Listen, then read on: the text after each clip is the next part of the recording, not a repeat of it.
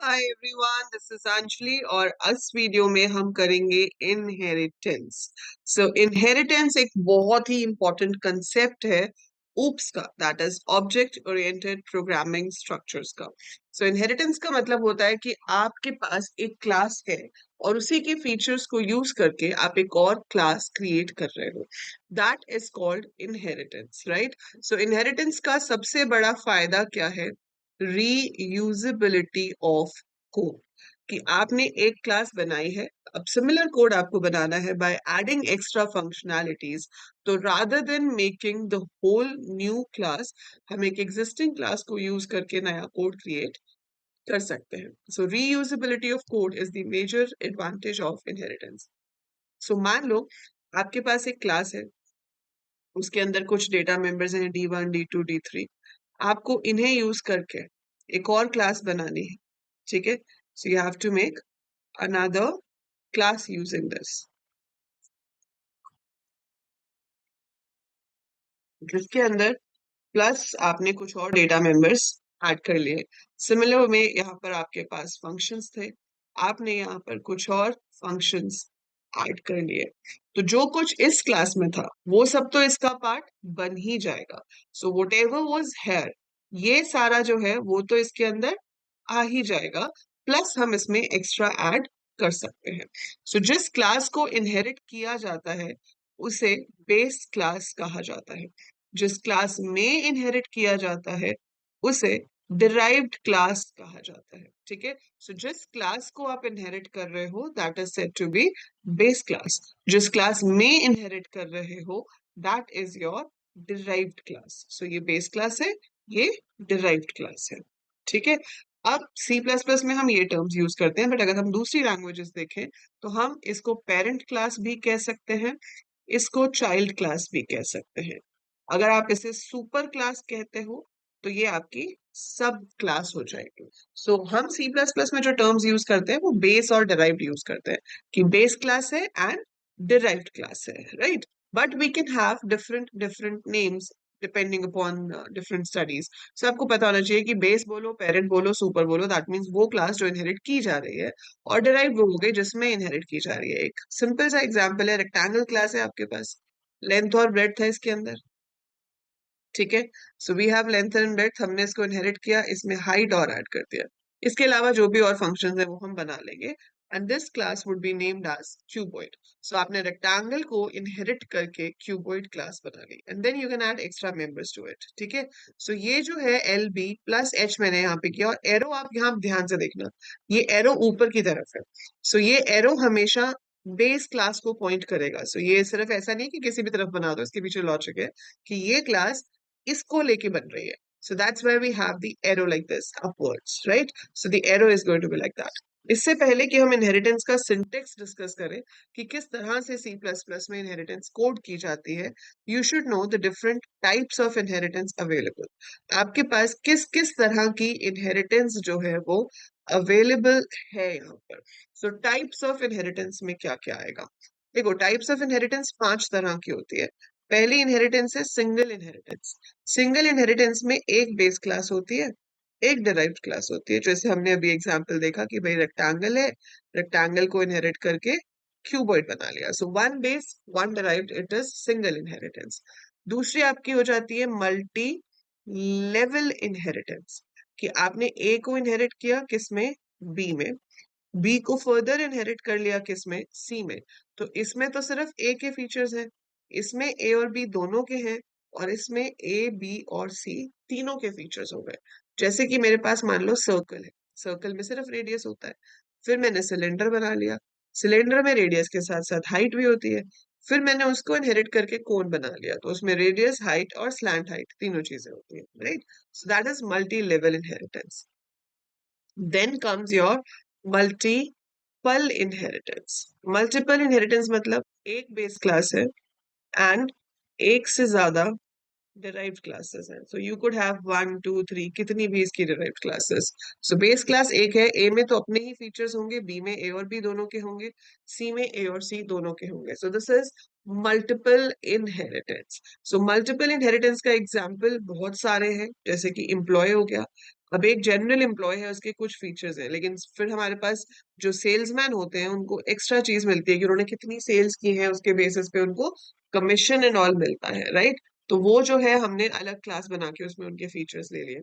ऐसे ही जो देखो एग्जीक्यूटिव पोस्ट पे है, मैनेजरियल पोस्ट पे, उनको तो सिर्फ सैलरी मिलती है, लेकिन जो आपके डेली वेजेस वाले वर्कर है, जो फैक्ट्री में काम करते हैं, ठीक है, वेज वर्कर जैसे कहते हैं, उनको क्या होता है, नंबर ऑफ आवर्स के अकॉर्डिंगली पैसे मिलते हैं। तो अगर वो अपने डेडिकेटेड आवर्स से एक्स्ट्रा काम करते हैं तो उनको ओवर टाइम पे मिलता है। सो आई वांट कि वो इन्फॉर्मेशन भी स्टोर कर ली जाए, तो मैं नॉर्मल एम्प्लॉय को इनहेरिट करके वेजेस वर्कर के लिए अलग से क्लास बना सकती हूँ। ये सबसे कॉमन टाइप ऑफ इनहेरिटेंस है, जैसे कि इसमें एम्प्लॉय का हो गया, vehicle, four wheeler, two wheeler, three wheeler, है ना, तो व्हीकल आपकी बेस क्लास हो जाएगी, और फिर उसके आगे आप सब क्लासेस बना सकते हो। स्टूडेंट, हॉस्टलर है, डे स्कॉलर है, या ट्वेल्थ का स्टूडेंट है तो फिर वो कॉमर्स वाला है, साइंस वाला है, ह्यूमैनिटीज वाला है। सो इस तरह से जब क्लासिफिकेशन होती है तो उसे हम multiple inheritance, sorry, hierarchical inheritance बता दिया मैंने आपको ये। सो this is not multiple, this is hierarchical inheritance, ये मल्टीपल नहीं है, ठीक है। So this is hierarchical inheritance, ये ट्री शेप में होता है, इसको हम हायरार्किकल इनहेरिटेंस कहते हैं। मल्टीपल इनहेरिटेंस होता है जब एक से ज्यादा क्लास एक ही क्लास में इनहेरिट की जाए, राइट? सो आपके पास एक से ज्यादा क्लासेस हैं जिन्हें आप एक में ही इनहेरिट करते हो, ये मल्टीपल है। So multiple base classes coming to a single one. So ध्यान रखिएगा इसका, कई बार एग्जाम में क्वेश्चन आ जाता है what are the various types of inheritance. तो जैसे मुझे कंफ्यूजन हुई वैसे कंफ्यूजन मत करना, ध्यान से सोच के, और इसीलिए कहते हैं कि पेपर करके एक बार रिवाइज भी कर लेना चाहिए, क्योंकि आपको आता होता है but due to some reason somehow it's just our mind, है ना, कुछ भी कर सकता है। So, इसलिए रिविजन करना बहुत जरूरी है। सो मल्टीपल इनहेरिटेंस में क्या होगा, हमारे पास ए और बी है, ये दोनों बेस क्लासेस हैं, और ये इनहेरिट होके सी में आ रही है। तो इसमें ए बी सी तीनों के फीचर्स आ जाएंगे, जबकि ए और बी का आपस में कोई रिलेशन नहीं है। So A and B are not related at all, but it will come to this particular class, ठीक है। इसका एग्जाम्पल्स थोड़े कम होते हैं, बट स्टिल मान लो इसका एग्जाम्पल हम ले सकते हैं कि आपके पास एक क्लास है डेट ऑफ बर्थ, जिसमें आपने डेट ऑफ बर्थ पे काम किया हुआ है। एक क्लास है एड्रेस, इसको यूज करके मैंने एक क्लास बना ली पर्सन। सो पर्सन में मैं नेम वगैरह कुछ और ऐड कर सकती हूँ, एड्रेस और डेट ऑफ बर्थ तो यहाँ से आ ही जाएगा। सो that is your multiple inheritance. और अगर आप इन सबका कॉम्बिनेशन बना दो, उसमें मल्टीपल भी है, मल्टी लेवल भी है, समथिंग लाइक दिस, कुछ इस तरह से। सो ये तीन लेवल्स भी हैं, तो मल्टी लेवल भी हो गई, हायरार्किकल भी है, मल्टीपल भी है, तो ये क्या बन गई, hybrid inheritance. So hybrid inheritance is when it is a mixture of all type of inheritances. So हर तरह की इनहेरिटेंस का जब हम मिक्सचर कर देते हैं तो उसे हम हाइब्रिड इनहेरिटेंस कहते हैं, right? So this is the type of inheritance. अगर आपको ये क्वेश्चन आता है तो make sure you make proper diagrams like this, जैसे मैंने डायग्राम बना के दिखाया है। तो आप अच्छे सुंदर साफ सुथरे डायग्राम बनाएंगे, और उसके साथ इसका एग्जाम्पल भी देंगे कि कहाँ कहाँ पर ये टाइप ऑफ इनहेरिटेंस जो है आपकी यूज हो रही है। So 5 types of inheritance is there: single, multi level, hierarchical, multiple and hybrid inheritance. इसमें आगे जाके हम देखेंगे कि जो मल्टीपल इनहेरिटेंस है उसमें काफी प्रॉब्लम्स आती हैं, जिन्हें हम एम्बिग्विटीज कहते हैं। And because of those ambiguities Java language तक जाते जाते मल्टीपल इनहेरिटेंस हटा ही दी गई, कि हमने रखना ही नहीं है मल्टीपल इनहेरिटेंस को, उसका कंसेप्ट ही खत्म कर दिया जावा पे, ठीक है। So anyhow C plus plus में अलाउड है, सी प्लस प्लस में पांचों तरह की इनहेरिटेंस आप कर सकते हो। अब बात आती है सिंटेक्स की, भाई इनहेरिटेंस का सिंटेक्स क्या है, होगी कैसे?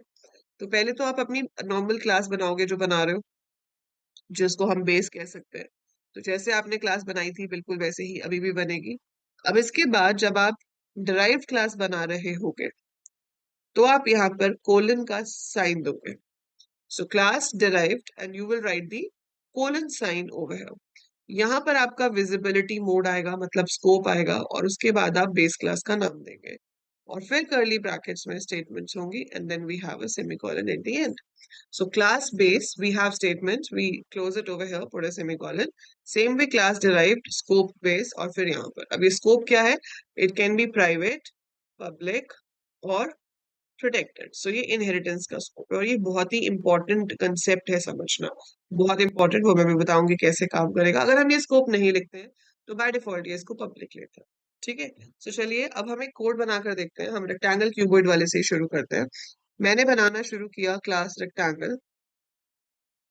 अब मैंने आपको स्कोप जब बताए थे तो मैंने आपको एक चीज बताई थी, प्राइवेट का मतलब है कि वो चीज सिर्फ और सिर्फ क्लास के अंदर ही यूज हो सकती है।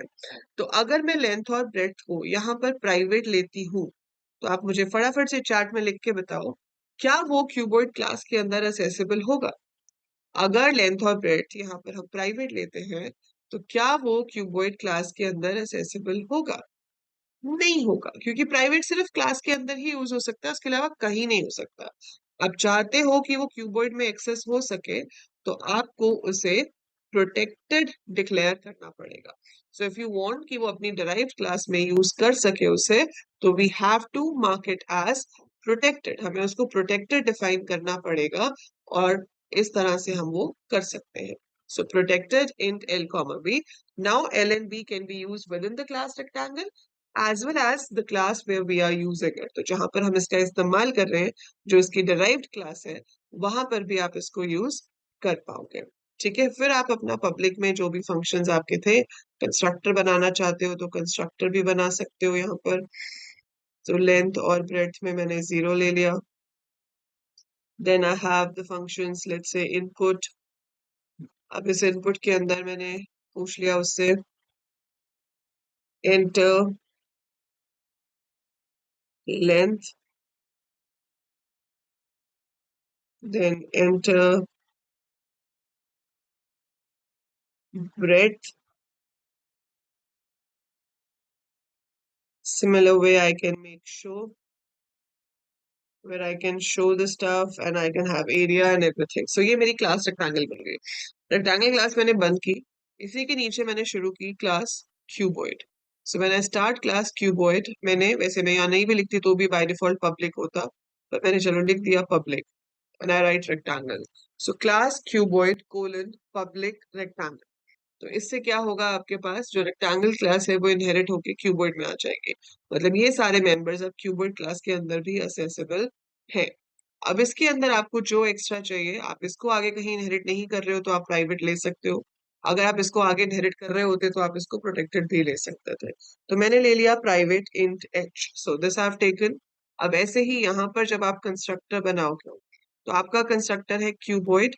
आप यहाँ से बेस क्लास के कंस्ट्रक्टर को कॉल करना चाहते हो, वैसे तो अपने आप ही कॉल हो जाता है, बट फिर भी अगर आप लिखना चाहते हो तो आप इस तरीके से लिख सकते हो, क्यूबॉइड कोलन, ये तो मैं बना रही हूँ, इसी के आगे कोलन रेक्टेंगल लिख दिया। मतलब पहले बेस क्लास वाले को कॉल कर लो, जिससे लेंथ और ब्रेड्थ 0 हो जाएगी, और यहाँ पर मुझे सिर्फ h को 0 करना रहेगा, तो मैंने यहाँ पर h में 0 पुट कर दिया। So this is a way to tell कि क्यूबॉइड कंस्ट्रक्टर जब कॉल होगा उससे पहले कौन सा काम करेगा, rectangle.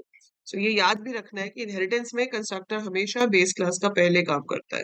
So always when ever you have inheritance, जब भी इनहेरिटेंस होगी और कंस्ट्रक्टर्स हैं, तो बेस क्लास का कंस्ट्रक्टर पहले एग्जीक्यूट होता है और उसके बाद डिराइव्ड क्लास का होता है। इसके ऊपर बेस्ड आपको आउटपुट क्वेश्चंस भी पूछ लेते हैं, तो आपको ऑर्डर पता होना चाहिए कि पहले बेस क्लास का कंस्ट्रक्टर कॉल होता है, उसके बाद डिराइव्ड का कंस्ट्रक्टर कॉल होता है। ठीक है, सो ये आपका हो गया, इस तरह से हम कंस्ट्रक्टर को कॉल कर रहे हैं। अब आती है बारी इनपुट की। देखो, अब इनपुट के लिए आप चाहो तो यहाँ पे फंक्शन का नाम इनपुट भी दे सकते हो, रीड भी दे सकते हो, कुछ भी दे सकते हो। अब मैं रीयूजेबिलिटी ऑफ कोड के लिए इनहेरिटेंस कर रही हूँ, तो मैं अब जो फंक्शन बनाऊंगी इनपुट के लिए, मैं चाहती हूँ कि वो जो लेंथ और ब्रेड्थ इनपुट करने वाला कोड है वो मुझे दोबारा ना लिखना पड़े। तभी तो फायदा है ना इनहेरिटेंस का। तो फायदा तो तभी है जब मुझे वो कोड दोबारा ना लिखना पड़े, मैं सिर्फ हाइट को इनपुट करने का कोड लिखूं। तो मैं ऐसा कर सकती हूँ। तो मैं उसमें से क्या करूंगी, जो बेस क्लास वाला इनपुट है उसको कॉल कर, है ना, ताकि लेंथ और ब्रेड्थ उससे इनपुट हो जाए और हाइट का कोड मैं अपने आप लिख लूँ। अब अगर तो मैं इस फंक्शन का नाम कुछ भी देती हूँ, जैसे कि रीड वगैरह, आपने दिया रीड, तो इसके अंदर से आप इनपुट कॉल कर लोगे, कोई प्रॉब्लम नहीं है। आपने यहाँ पे इनपुट कॉल कर लिया और फिर आपने यहाँ पर उसको बोल दिया कि enter height and all, this is perfectly fine, कोई दिक्कत नहीं है, बन गया। ठीक है, बस अब आपको ये याद रखना पड़ेगा कि रेक्टेंगल को इनपुट करना है तो इनपुट फंक्शन कॉल होगा, और अगर क्यूबॉइड को इनपुट करना है तो रीड फंक्शन कॉल होगा, है ना। पर नहीं, मजा नहीं आ रहा। आई वॉन्ट कि जब मेरा स्टैंडर्ड ही है कि मैं हमेशा इनपुट के लिए इनपुट ही फंक्शन कॉल करती हूँ, तो why should I learn another name now कि भाई रीड भी कॉल करना है।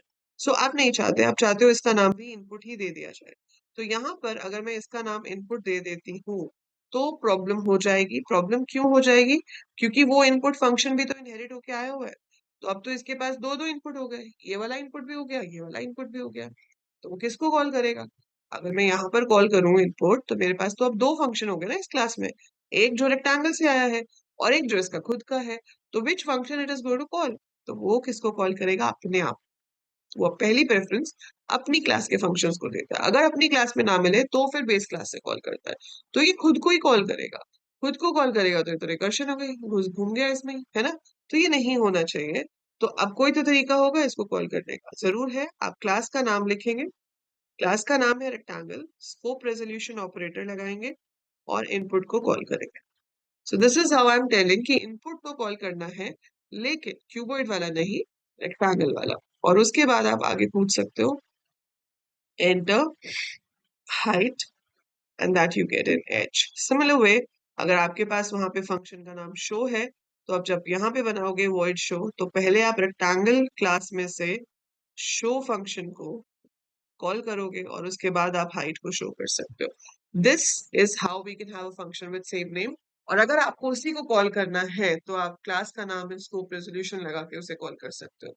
एंड ये जो कंसेप्ट है, ये जो पूरा कंसेप्ट है कि हमारे पास सेम नाम का फंक्शन हो सकता है डिराइव्ड क्लास में, जैसा कि आपके पास बेस क्लास में है, इसे कहते हैं फंक्शन ओवरराइडिंग। ठीक है? जो हमने पहले किया था कि फंक्शंस का नाम सेम है लेकिन पैरामीटर्स डिफरेंट है, वो फंक्शन ओवरलोडिंग था। ये जो एग्जांपल आपने अभी देखा है, ये फंक्शन ओवरराइडिंग है। ठीक है? So this is what function overriding. So आपको शॉर्ट नोट लिखने के लिए आ सकता है on function overriding. Overloading is when you have same name but different number or type of arguments. Overriding is when a function of same prototype, when a function of same prototype is defined in derived class as of one given in the base class. So जैसा base class में है बिल्कुल उसी prototype, मतलब नाम भी same है, arguments भी सेम है। सो बिल्कुल सेम प्रोटोटाइप का फंक्शन अगर हमने डिराइव क्लास में भी दिया है तो उसे हम फंक्शन ओवर राइडिंग कहते हैं। So that's function overriding. Example हमने ऊपर दे दिया है। So this is how we deal with it. बाकी जब मेन से कॉल करने की बात आएगी तो वहां पे ओवर राइडिंग का कोई फर्क नहीं पड़ता। वहां पर अगर आप रेक्टेंगल के ऑब्जेक्ट के साथ इनपुट कॉल कर रहे हो तो वो रेक्टेंगल क्लास वाले इनपुट को कॉल कर लेगा। अगर आप क्यूबॉइड के ऑब्जेक्ट के साथ कॉल कर रहे हो तो वो क्यूबॉइड क्लास वाले इनपुट को कॉल कर लेगा। तो वहां पे तो सिर्फ ये मैटर करता है कि किस ऑब्जेक्ट के साथ कॉल हो रहा है। तो जिस ऑब्जेक्ट के साथ कॉल हो रहा है उस क्लास में से रिस्पेक्टिव फंक्शन को कॉल कर लिया जाएगा। ठीक है? सो ये सिंगल इनहेरिटेंस का एग्जाम्पल हो गया आपके पास। अलॉन्ग विद दैट आपने यहाँ पर देखा कि फंक्शन ओवरराइडिंग क्या होती है। ठीक है? So that's how we do single inheritance. So if I have to make multiple inheritance, so multiple inheritance का मतलब क्या होता है कि आपके पास एक से ज्यादा क्लास को हम इनहेरिट कर रहे हैं सिंगल क्लास, राइट? तो जैसे आपने एक क्लास बनाई डीओबी, डेट ऑफ बर्थ, फिर आपने एक क्लास बनाई एड्रेस। अब आपने क्या किया, एक क्लास बनाई person, public DOB comma public address. तो ऐसे लिख के मैं क्या कर सकती हूँ, मल्टीपल इनहेरिटेंस कर सकती हूँ। ठीक है? सो मल्टीपल इनहेरिटेंस आप कर सकते हो, बीच में सिर्फ कॉमा लगाना है और जितनी भी क्लासेस आपको चाहिए उनके नाम आप लिखते जाओगे। अब मल्टीपल इनहेरिटेंस में यहाँ पर एक प्रॉब्लम आ जाती है जिसे कहते हैं एम्बिग्विटी प्रॉब्लम। सो एम्बिग्विटी प्रॉब्लम का मतलब क्या है कि जैसे अभी हमने देखा कि रेक्टेंगल और क्यूबॉइड में अगर आपने दोनों का नाम इनपुट दे दिया तो वो अपने वाले को प्रेफर कर रहा है ना। चलो यहाँ पे मान लो कि ओवरराइडिंग हमने नहीं भी किया, हमने यहाँ पे रीड ही दिया है, लेकिन डेट ऑफ बर्थ में भी फंक्शन का नाम इनपुट है, एड्रेस में भी फंक्शन का नाम इनपुट है। तो जब आप यहाँ से इनपुट कॉल करोगे तो वो एम्बिग्विटी एरर देगा कि वो कंफ्यूज है भाई कि आप कौन से इनपुट को कॉल कर रहे हो, which input you want to call to, है ना? सो कौन सा इनपुट फंक्शन आप कॉल कर रहे हो वो उसमें कंफ्यूज होगा और उसकी वजह से आपको एम्बिग्विटी एरर आएगा। सॉल्यूशन क्या है, क्लास का नाम लिखेंगे जैसे हमने पहले किया था और फिर फंक्शन या डेटा का नाम लिखेंगे। सो आपको हर बार क्लास का नाम स्कोप रेजोल्यूशन यूज करना पड़ेगा टू डिफरेंशिएट कि आप कौन सी वाली बेस क्लास में से उस एलिमेंट को यूज कर रहे हो, अगर उनका नाम सेम है तो। So that is ambiguity. So if we have similar names to the elements in both the base classes, तो ambiguity generate हो जाती है. ठीक है. So ये syntax है multiple inheritance का. बाकी आप मल्टी लेवल इनहेरिटेंस भी कर सकते हो, आप हेरार्किकल इनहेरिटेंस भी कर सकते हो. That is totally up to you. Multi level तो सेम ही चलेगा जैसे हमने सिंगल किया था कि आपके पास सर्कल क्लास है, सर्कल क्लास के अंदर आपने प्रोटेक्टेड ले लिया फ्लोट रेडियस. ठीक है. फिर आपने पब्लिक के अंदर यहाँ पर फंक्शंस बना लिए. फिर क्लास सर्कल के बाद आपने बना ली सिलेंडर. सिलेंडर के अंदर हमने इनहेरिट कर लिया सर्कल को. और इसके बाद प्रोटेक्टेड फ्लोट रेडियस था. अब क्या चाहिए होगा? हाइट. तो जो आपका यहाँ पर प्रोटेक्टेड था वो यहाँ पे भी प्रोटेक्टेड हो जाएगा. तो इसमें दो प्रोटेक्टेड मेंबर्स हो जाएंगे, एक रेडियस और एक हाइट. फिर आपको पब्लिक में जो डिफाइन करना है वो डिफाइन कर लो. और फिर फाइनली आप बनाओगे क्लास कोन और उसमें आप इनहेरिट करोगे सिलेंडर को. तो ऑटोमेटिकली जब सिलेंडर आएगा तो सिलेंडर और सर्कल वाली दोनों चीजें इसके अंदर आ जाएंगी. सो that is multi level inheritance. ठीक है. अब ऐसे ही आपको हायरार्किकल इनहेरिटेंस चाहिए तो मैं बना सकती हूँ let's say class bank. Bank में क्या होता है? हमारे पास अकाउंट नंबर होता है, कितने पैसे हैं वो होता है. ठीक है. देन आपके होल्डर का नाम होगा, नेम ऑफ द पर्सन जिसका अकाउंट है, and you will be having some more information. And इसको अब मैं इनहेरिट कर सकती हूँ. लेट्स से सेविंग अकाउंट आपके पास एक अलग तरीके का अकाउंट होता है और फिर हम यहाँ पे लिख सकते हैं public bank. And we can define whatever we want to, extra members add करके. ऐसे फिक्स डिपॉजिट आपके पास एक अलग तरीके का अकाउंट होता है तो आप उसमें भी पब्लिक बैंक करके इनहेरिट कर सकते हो. If you want to see these examples in detail, आपको इसका पूरा पूरा कोड देखना है कि ये पूरा कोड क्या है, इसका पूरा कोड क्या है, तो ये सारे इंडिविजुअल प्रोग्राम्स आपको प्लेलिस्ट में मिल जाएंगे.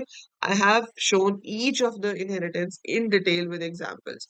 तो आप वहां से डिटेल्ड एग्जांपल देख सकते हो. This is one shot is for revision, ताकि आपको याद आ जाए कि भाई हाँ ये मल्टीपल इनहेरिटेंस होता है, ये मल्टी लेवल होता है, ये हायरार्किकल होता है, आपके दिमाग में ताजा रहे for the exams, right. So for that quick revision you can refer to this. But अगर आपको डिटेल में पढ़ना है तो आप डिटेल प्लेलिस्ट से इसको वॉच कर सकते हैं. ठीक है. अब ये तो हो गए टाइप्स ऑफ इनहेरिटेंस. अब इसमें ये टेबल बहुत ही इंपॉर्टेंट होता है. देखो, आपके पास जो क्लास में मेंबर्स हैं वो तीन तरह के होते हैं. Class members can be private, protected और पब्लिक. इस टेबल को हम कहते हैं इनहेरिटेंस स्कोप टेबल. ठीक है. अब जो क्लास के डेटा मेंबर्स हैं, क्लास मेंबर्स जो है वो इन तीनों में से कुछ भी हो सकते हैं. फिर जब हम इनहेरिटेंस करते हैं तो वो इनहेरिटेंस स्कोप भी इन तीनों में से कुछ भी हो सकता है.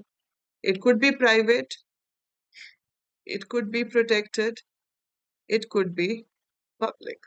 अब ये जो टेबल है ये मुझे ये बताएगा स्कोप ऑफ इनहेरिटेड मेंबर्स. जो आपने मेंबर्स इनहेरिट किए हैं, scope of inherited members in the base class. तो बेस क्लास में वो कैसे असेसेबल है, उनका विजिबिलिटी मोड बेस क्लास में क्या है. ठीक है. So what is the visibility mode of the inherited members in the base class, वो इस कॉम्बिनेशन से पता चलता है. देखो, जो मेंबर्स बेस क्लास में प्राइवेट है, जो भी मेंबर्स बेस क्लास में प्राइवेट है, उनको तो हम डिराइव्ड में एक्सेस कर ही नहीं सकते. सो कोई विजिबिलिटी मोड वाला सीन ही नहीं है. हम उसको एक्सेस कर ही नहीं सकते हैं, वो असेसेबल ही नहीं है, बात ही खत्म हो गई. ठीक है. So private members can not be assessed. Then you have protected. Protected can be accessed. अगर आपने पब्लिक लिख के इनहेरिट किया है तो वो एक तो बेस क्लास में एक्सेस हो सकते हैं and they will be treated as protected members only of the base class as well. Protected लिख के इनहेरिट किया है तो भी they will be treated as protected member only. लेकिन अगर प्राइवेट लिख के इनहेरिट किया है तो आप बेस क्लास में एक्सेस तो कर पाओगे. तो जैसे अगर आपके पास रेडियस होता सर्कल वाला तो सिलेंडर में रेडियस को यूज तो कर पाते, लेकिन वो आगे कोन में यूज नहीं हो पाता क्योंकि वो प्राइवेट हो गया. अगर हमने प्राइवेट लिख के इनहेरिट किया तो प्रोटेक्टेड है तो आगे भी जा सकता है. पब्लिक मेंबर्स जो होते हैं, अगर मैं पब्लिक लिख के इनहेरिट कर रही हूँ, they remains public. So basically public inheritance से क्या होता है कि जैसा जो बेस क्लास में था वैसा ही डायरेक्ट क्लास में रहता है.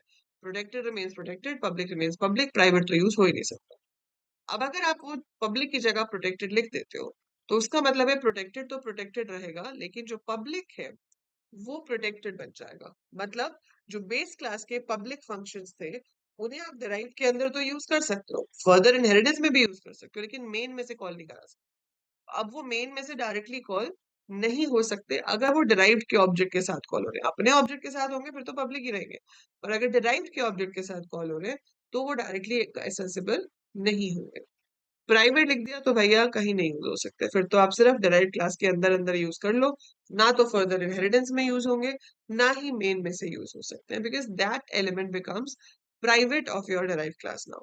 अब वो डिराइव्ड क्लास का प्राइवेट मेंबर है, वो डिराइव्ड क्लास के बाहर कहीं पे भी यूज नहीं हो सकता।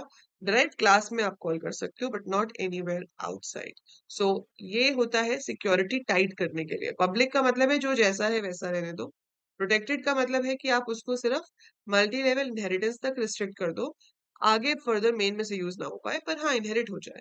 प्राइवेट का मतलब है बस यहाँ तक आ गया, ठीक है, इसके आगे असेसिबल नहीं होगा, ना तो फर्दर इनहेरिटेंस में ना ही मेन में। It will not be accessible anywhere after that. So that is the purpose of private inheritance. तो ये इंपॉर्टेंट टेबल है, इस टेबल को लिख लो, याद कर लो, ये हमेशा आपको याद रहना चाहिए। अगर आप कहते हो आपको सी प्लस प्लस आती है, so you must understand this table very well, then only anyone could believe कि आपको सी प्लस प्लस आती है, अदरवाइज कोई सी प्लस प्लस नहीं आती आपको अगर आपको ये टेबल नहीं पता है ठीक से। तो ठीक है, सो ये तो हो गया आपका डिफरेंट टाइप ऑफ इनहेरिटेंस, कैसे लिखते हैं, एम्बिग्विटी क्या होती है, फंक्शन ओवरराइडिंग क्या होती है, and how the scope is managed for inheritance. ठीक है, बाकी इनहेरिटेंस में हम जितने मर्जी एग्जांपल्स करते रहे, कोई कमी नहीं है, कोई एंड नहीं है उस चीज का। और अब इनहेरिटेंस के साथ आपके पास एक और चीज आती है जिसे कहते हैं रन टाइम पॉलीमॉर्फिज्म, और we call it dynamic binding. ठीक है, so run time polymorphism is done with the help of pointers and virtual functions. So pointers and virtual functions जो है वो हेल्प करते हैं आपको to achieve run time polymorphism. So ये मैं आपको वर्चुअल फंक्शंस कराऊंगी तब ये पॉइंट कवर कराऊंगी। बाकी जहां तक स्टैटिक पॉलीमॉर्फिज्म की बात है वो आप कर चुके हो। तो स्टैटिक पॉलीमॉर्फिज्म में you have done, what have you done in static polymorphism? Function overloading, constructor overloading, है ना? And function overriding is to an extent static polymorphism, कि कंपाइल टाइम पे डिसाइड हो जाता है कौन सा फंक्शन कॉल होगा, but same function can refer to, same name can refer to multiple functions. तो वो आपकी स्टैटिक पॉलीमॉर्फिज्म है। पर डायनामिक पॉलीमॉर्फिज्म जो है वो हम देखेंगे जब हम virtual functions and pointers revise करेंगे. So that is it for this video. This was a quick revision of your inheritance in C++. I hope you understood it. If yes, then do like the video and share it. Subscribe the channel, download the app. That's it for this video. I'll see you in the next one.